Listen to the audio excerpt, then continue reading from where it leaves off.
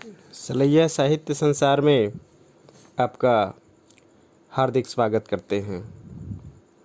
आज एक व्यंग्य कहानी फैमिली प्लानिंग का वाचन आपके समक्ष रखना चाहता हूँ। दरअसल हरिशंकर परसाई ने इस कहानी के माध्यम से भारतीय समाज की उस रूपरेखा को रेखांकित करने का प्रयास करते हैं जो मुद्दतों से भारतीय राजनीति का एक मुद्दा भी था और देश की एक बड़ी समस्या भी। लेकिन यहाँ व्यंग्यात्मक शब्द चित्रों के माध्यम से ऐसी रूपरेखा रखने की कोशिश की गई है जो सजीव है, जीवंत है और यथार्थ के नज़दीक है। तो पढ़ते हैं फैमिली प्लानिंग। विधाता के जीव विभाग के एक डिपो में एक कर्मचारी हाथ में एक लिस्ट लिए घूम रहा था। लिस्ट में नंबर देखकर वह उस नंबर का जीव निकालता और उसे सावधानी से कपड़े के थैले में रखता जाता। थैला 2-3 जगह से उधड़ गया था क्योंकि उसी में वह विधाता के घर सब्जी पहुंचाता था। उसने जीव नंबर D/865372 निकाला और उसे थैले में रखने लगा। तभी जीव बोल उठा, मुझे कहाँ ले जा रहे हो? कर्मचारी ने जवाब दिया, तुम्हें एक पिंड में डाला जाएगा, तुम फिर जन्म लोगे। जीव ने पूछा, किसके घर, किसकी स्त्री के पेट से? कर्मचारी ने चिढ़कर कहा, मुझे जीव से बात करने का हुक्म नहीं है। दुश्मनों ने चुगली कर दी है कि मैं जीवों से घूस लेकर उनके बाप बदल देता हूँ। तुम्हें जो कुछ भी पूछना हो बड़े साहब से पूछो। जीव ने कहा, तो ले चलो मुझे अपने बड़े साहब के पास। कर्मचारी जीव को लेकर बड़े साहब के सामने आया। बड़े साहब गुस्से में थे।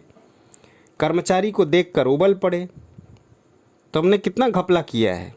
आज फिर एक शिकायत आई है कि तुमने किसी भेड़िए के जीव को मानवी के गर्भ में रख दिया।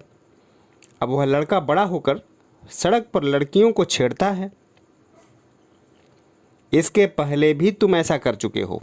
मैं तुम्हें बहुत पहले नौकरी से निकाल देता, मगर मजबूर हूँ। तुम विधाता के घर में सब्जी पहुँचाते हो। कर्मचारी कुछ नहीं बोला। साहब ने पूछा, आप क्यों आए हो? कर्मचारी ने जीव को टेबल पर रखकर कहा, साहब यह जीव बहुत बकबक करता है। साहब ने कहा, पूर्वजन्म के संस्कार होंगे, किसी रद्दी माल की कंपनी का एजेंट होगा पहले। जीव ने कहा, मैं एजेंट नहीं था, परिवार नियोजन का डॉक्टर था और मैं बक बक नहीं करता। मैं पूछता हूँ कि किसके घर में जन्म लेने वाला हूँ। साहब ने रजिस्टर देखा, पूछा, तुम्हारा नंबर D/865372।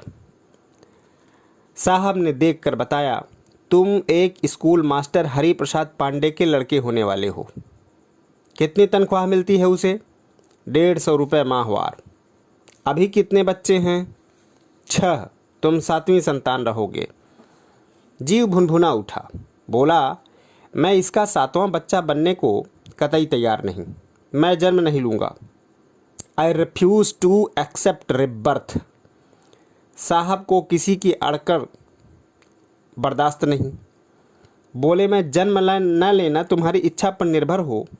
बड़े बड़े ऋषि मुनि जीवन भर तपस्या करते हैं, तब जन्म मरण के बंधन से मुक्त होते हैं। और तपस्या करने में कहीं कोई स्त्री आ जाए तो सब मेहनत अकारत। तलवार की धार है, तुम्हारी अकड़ चल नहीं सकती। जीव ने जवाब दिया, ऐसी धांधली भी नहीं चल सकती। मैं खुद भगवान से मिलूँगा। हाँ, क्या नाम बताया उस अभागे स्कूल मास्टर का? हरिप्रसाद पांडे।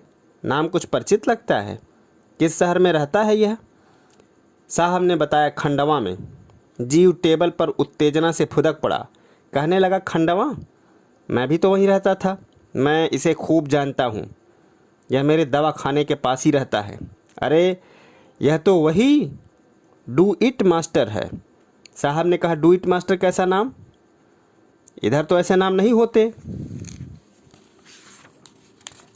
जीव ने कहा, यह उसका प्रचलित नाम है, उसके विद्यार्थियों ने दिया है। लड़के इससे सवाल पूछते हैं तो यह बताता नहीं, बल्कि उनके कान खींचकर कहता है, बन जाएगा गधे, डू इट बस। लड़कों ने उसका नाम डू इट मास्टर रख दिया। अरे मैं इसे खूब जानता हूँ, मैं भला इसका 7वां लड़का बनूंगा? साहब की ज़िंदगी मनहूस वातावरण में बीत गई थी।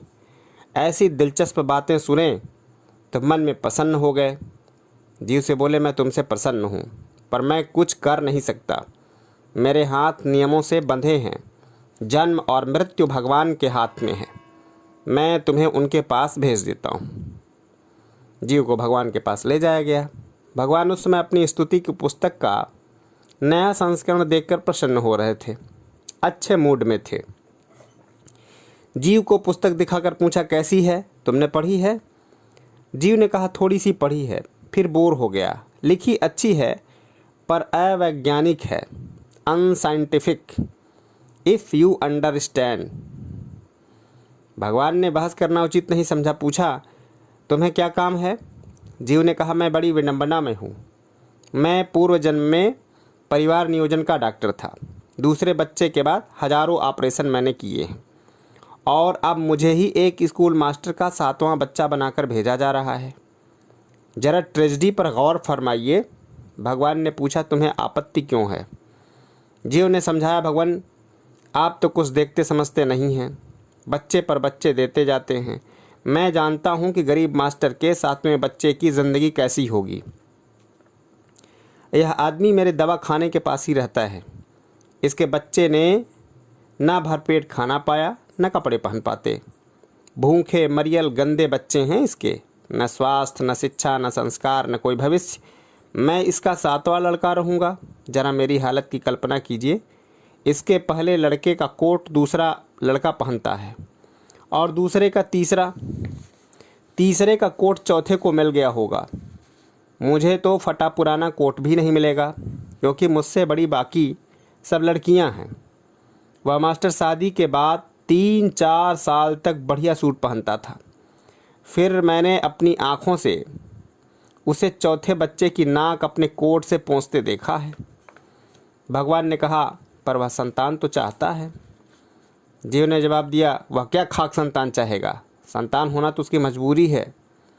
वह तो बच्चों से तंग आ गया है, उन्हें मारता है, गाली देता है, चिल्लाता है कि अभागे मरते भी नहीं, मुझे खाए जाते हैं। वह अपनी पत्नी से लड़ता है, कहता है, तूने इतने बच्चे पैदा करके रख दिए। वह जवाब देती है, क्या मैंने अकेले ही बच्चे पैदा कर दिए? तब तर्क के अभाव में वह अपनी स्त्री को पीटता है, और बच्चे देखते हैं कि माँ बाप को इसलिए पीट रहा है कि हम पैदा हो गए। बाप और बेटे परस्पर घृणा करते हैं। ऐसे घर में आप मुझे भेजना चाहते हैं? भगवान की बातों में रस आने लगा। उन्होंने कहा, पर तुम तो परिवार नियोजन के डॉक्टर थे, तुमने क्यों नहीं यह सिलसिला बंद करवाया? तुमने शायद आज अपना कर्तव्य नहीं निभाया। जीव के अभिमान को ठेस लगी। बोला, सारा इलाका जानता है कि मैंने कितना काम किया है। अनगिनत परिवार को मैंने नियोजित किए। अगर मैं 10 साल और जीवित रहता तो आदमी क्या, कुत्ते बिल्ली भी 2 से ऊपर पिल्ले विल्ले पैदा नहीं कर पाते। मैंने तो तीसरे बच्चे के बाद ही इस बेवकूफ़ से कहा था। भगवान ने टोका, वह तुम्हारा पिता होगा, तुम उसे बेवकूफ़ कहते हो। जीव लापरवाही से बोला, पिता कैसे होगा? अगर हुआ भी तो दुश्मन होगा। मैंने उस बेवकूफ़ से कहा, क्या बस करो, तुम एटम युग के आदमी हो। विज्ञान ने बहुत साधन आधन प्रदान किए हैं, मेरे दवा खाने आओ। उसने 1-2 बार हूँ हाँ किया, पर फिर वह मुझसे कतराने लगा। न जाने क्या डर और संकोच लगा उसे। इसके बाद चौथा हुआ, और मेरे यहाँ आने के जरा पहले 5वां भी हो गया। इधर मेरी पीठ फिरी कि सुना कि छठा भी हो गया। दुनिया में ये लोग ऐसे हैं जो आधुनिक पोशाक में केवमैन गुहा मानव हैं। पूर्व पाषाण काल के पूर्णतः प्रकृति के वशीभूत विवश लाखों वर्षों की वैज्ञानिक उपलब्धियां उनके लिए व्यर्थ हैं। इनका परिवार नियोजन तो आप भी नहीं कर सकते। अगर आप उन्हें आदमी के बच्चे देना बंद कर दें तो ये कुत्ते बिल्ली के पैदा करेंगे। भगवान ने कहा, परंतु तुम इतने बच्चों के इतने विरोधी क्यों हो? मेरे भी तो करोड़ों बच्चे हैं। सारे आस्तिक मुझे पिता कहते हैं। जीव सूक्ष्म रूप में ही हंसा, बोला, यह भी आपका एक प्यारा भ्रम है। वे सब तो मंदिर और चर्च में प्रार्थना की छपी पुस्तक में से पढ़कर ऐसा कहते हैं। बाहर कोई आपको पिता नहीं मानता। कोई वल्दियत में छोटे लाल लिखवाता है, कोई बाबूलाल। एक था जो खुलेआम आपको अपना पिता कहता था, ईसा मसीह, मगर यह उसका अपराध माना गया और आपके झूठे बेटों ने उसे सूली पर चढ़ा दिया। इस वक्तव्य से भगवान को बुरा लगा। वह डॉक्टर के जीव से अब अधिक बात नहीं करना चाहते थे। उन्होंने अंतिम निर्णय दे दिया, मेरा विधान टल नहीं सकता। तुम्हें उसके यहाँ जन्म लेना ही पड़ेगा।